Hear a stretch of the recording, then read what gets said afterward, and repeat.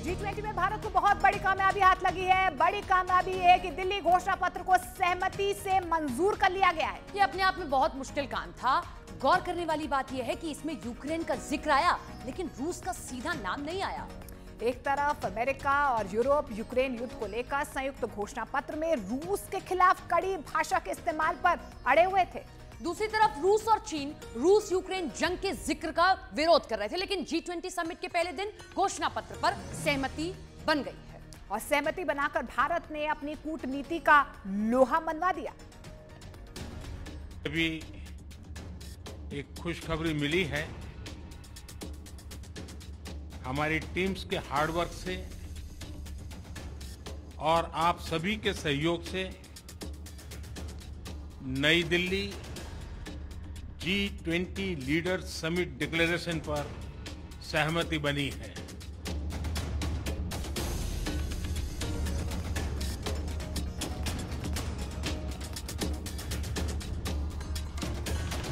प्रधानमंत्री मोदी ने वो कर दिया जिसकी उम्मीद किसी को नहीं थी। भारत ने G20 को एक ऐसे कूटनीतिक आयोजन में बदल दिया है जो इससे पहले कभी नहीं देखा गया। पूरी दुनिया में चर्चा सिर्फ एक बात की है कि इतनी आसानी से नई दिल्ली घोषणा पत्र पर सहमति कैसे बन गई। एक नहीं, अमेरिका के समर्थक दर्जनों देश यूक्रेन युद्ध को लेकर अड़े हुए थे।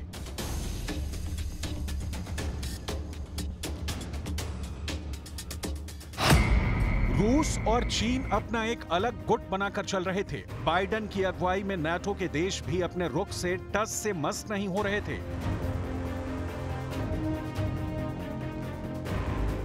लेकिन विश्व मित्र मोदी ने सबको साथ लिया और वो कर दिखाया जिसने पूरी दुनिया को हैरान कर दिया।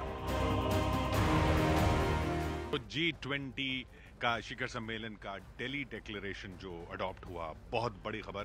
जैसा प्रधानमंत्री ने खुद घोषणा की और उसके बाद विदेश मंत्री एस जयशंकर, वित्त मंत्री निर्मला सीतारामन और G20 के शेरपा अमिताभ कांत की जो प्रेस कॉन्फ्रेंस हुई, उसमें साफ बताया गया कि किस तरीके से दिल्ली डिक्लेरेशन अडॉप्ट किया गया। और ये न सिर्फ सबसे ज्यादा बिंदुओं पर है ये डिक्लेरेशन अभी तक की जितनी भी G20 मीट्स हुई हैं, बल्कि 100% कंसेंसस से अडॉप्ट किया गया। यानी कि सर्वसम्मति जो है वो सभी बिंदुओं पर रही।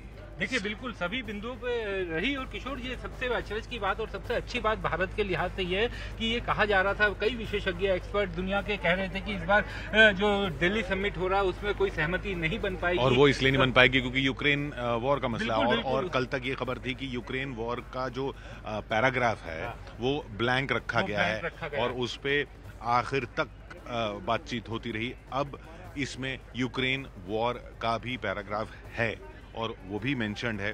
और वो जो सहमति बनी है वो एक इस तरीके से बनी है कि सारे जो मेंबर स्टेट्स हैं वो यूएन चार्टर के हिसाब से चलेंगे।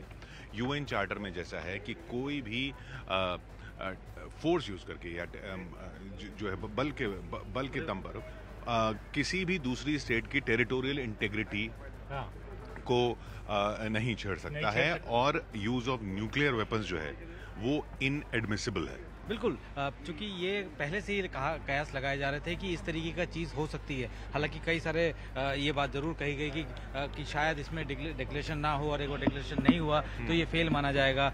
रशिया के साथ भारत के रिश्ते अच्छे हैं, रशिया के साथ अमेरिका के रिश्ते अच्छे हैं, यूरोपियन यूनियन के रिश्ते अच्छे हैं। तो ऐसे में ये लग रहा था कि क्या कंसेंसस बन पाएंगे। और सबसे बड़ी बात कंसेंसस भी विक्रांत की ऐसा नहीं कि ये किसी के लिए क्लाइम डाउन कहा जाए, ऐसा नहीं कि किसी देश के लिए ये झुकने की बात कही जाए।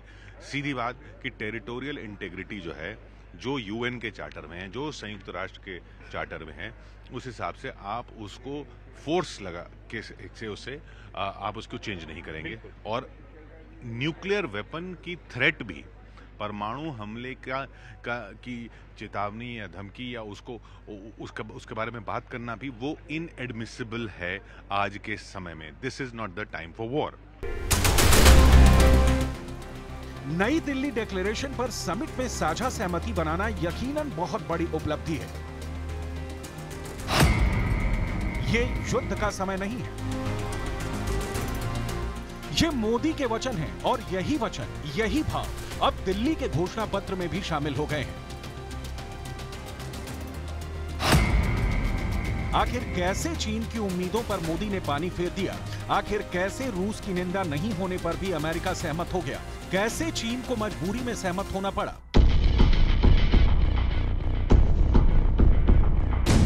ये इंटरनेशनल पॉलिटिक्स और कूटनीति के छात्रों के लिए एक बुक टेक्स्ट एग्जाम्पल बनने जा रहा है। ये दारोमदार प्रधानमंत्री मोदी पर था कि आखिर यूक्रेन युद्ध के मुद्दे पर पूरी दुनिया को एक राय पर कैसे लाए और ये कैसे हुआ, इसे जानने से पहले नई दिल्ली घोषणा पत्र की बड़ी बातों को जान लीजिए। घोषणा पत्र में 4 बार यूक्रेन का जिक्र, घोषणा पत्र में 9 बार आतंकवाद का जिक्र। सभी देश सतत विकास पर काम करेंगे। भारत की पहल पर वन फ्यूचर अलायंस बना, बायोफ्यूल अलायंस पर सहमति बनी। भारत, अमेरिका और ब्राजील संस्थापक सदस्य होंगे। एक धरती, एक परिवार, एक भविष्य पर जोर। बहुपक्षीय विकास बैंक को मजबूत किया जाएगा।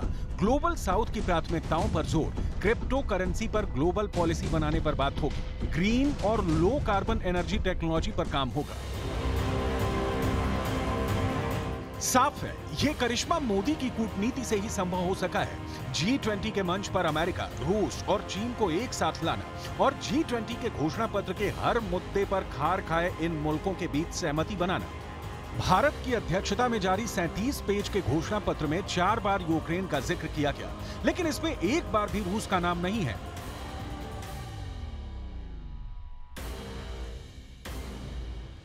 At Prime Minister Modi's initiative, 125 nations were consulted to express the voice of the Global South. In terms of its organization and program, the Indian presidency, if I may say so, has been exceptional. Events have been spread across 60 cities, which are truly across the length and breadth of India. There has been a popular participation and a societal involvement of an extraordinary degree. The interest in G20 proceedings have been particularly strong among our youth. It has been an opportunity to showcase our culture, traditions and heritage as well. The G20 has contributed to making India world ready and the world. सबसे बड़ी बात यह है कि जंग पर PM Modi का UN में दिए गए भाषण के हिस्से भी घोषणा पत्र में जोड़े गए हैं, जिसमें उन्होंने कहा था कि ये युग युद्ध का नहीं। यहां तक कि रूस के राष्ट्रपति व्लादिमीर पुतिन से भी मोदी ने यही बोलकर शांति की अपील की थी। नहीं है। मैं जानता हूं कि आज का युग युद्ध का है नहीं। भारत से पहले 2022 में इंडोनेशिया ने 374 करोड़ रुपए खर्च कर G20 समिट की मेजबानी की थी। समिट के आखिरी दिन जब घोषणा पत्र साइन करने की बात आई तो रूस और अमेरिका में यूक्रेन वॉर के जिक्र को लेकर आपस में ठन गए। इस बार G20 समिट होस्ट कर रहे भारत के सामने भी यही चुनौती थी। एक तरफ अमेरिका और यूरोप यूक्रेन युद्ध को लेकर संयुक्त घोषणा पत्र में रूस के खिलाफ कड़ी भाषा इस्तेमाल करने पर अड़े थे। दूसरी तरफ रूस और चीन रूस यूक्रेन जंग के जिक्र का विरोध कर रहे थे। यहाँ तक कि साल के शुरू में G20 के विदेश और वित्त मंत्रियों की बैठक भी बिना किसी साझा घोषणा पत्र के खत्म हो गई थी। लेकिन G20 समिट के पहले दिन घोषणा पत्र पर सहमति बनाकर भारत ने अपनी कूटनीति का लोहा मनवा दिया है।